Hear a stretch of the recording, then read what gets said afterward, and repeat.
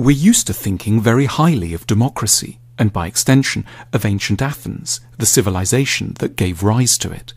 The Parthenon has become almost a byword for democratic values, which is why so many leaders of democracies like to be photographed there.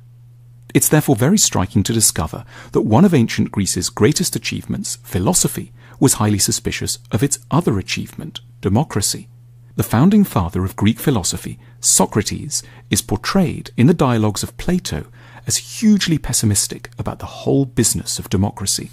In Book 6 of the Republic, Plato describes Socrates falling into conversation with a character called Adimantus and trying to get him to see the flaws of democracy by comparing a society to a ship.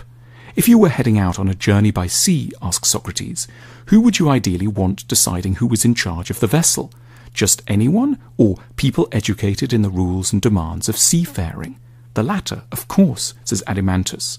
So why then, responds Socrates, do we keep thinking that any old person should be fit to judge who should be the ruler of a country? Socrates' point is that voting in an election is a skill, not a random intuition. And like any skill, it needs to be taught systematically to people. Letting the citizenry vote without an education is as irresponsible as putting them in charge of a trireme sailing to Samos in a storm. Socrates was to have first-hand catastrophic experience of the foolishness of voters. In 399 BC, the philosopher was put on trial on trumped-up charges of corrupting the youth of Athens. A jury of 500 Athenians was invited to weigh up the case and decided by a narrow margin that the philosopher was guilty. He was put to death by hemlock in a process which is, for thinking people, every bit as tragic as Jesus' condemnation has been for Christians. Crucially, Socrates was not elitist in the normal sense. He didn't believe that a narrow few should only ever vote. He did, however, insist that only those who had thought about issues rationally and deeply should be let near a vote. We have forgotten this distinction between an intellectual democracy and a democracy by birthright. We have given the vote to all without connecting it to wisdom.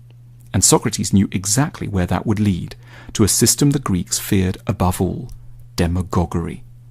Ancient Athens had painful experience of demagogues. For example, the louche figure of Alcibiades, a rich, charismatic, smooth-talking, wealthy man who eroded basic freedoms and helped to push Athens to its disastrous military adventures in Sicily. Socrates knew how easily people seeking election could exploit our desire for easy answers.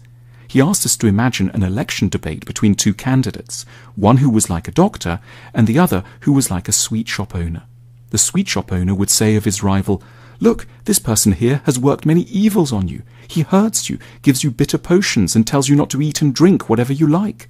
He'll never serve you feasts of many and varied pleasant things like I will."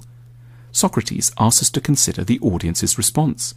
Do you think the doctor would be able to reply effectively? The true answer, "I cause you trouble and go against your desires in order to help you," would cause an uproar among the voters, don't you think?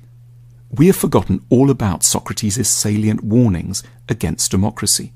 We have preferred to think of democracy as an unambiguous good, rather than as something that is only ever as effective as the education system that surrounds it. As a result, we have elected many sweet shop owners and very few doctors.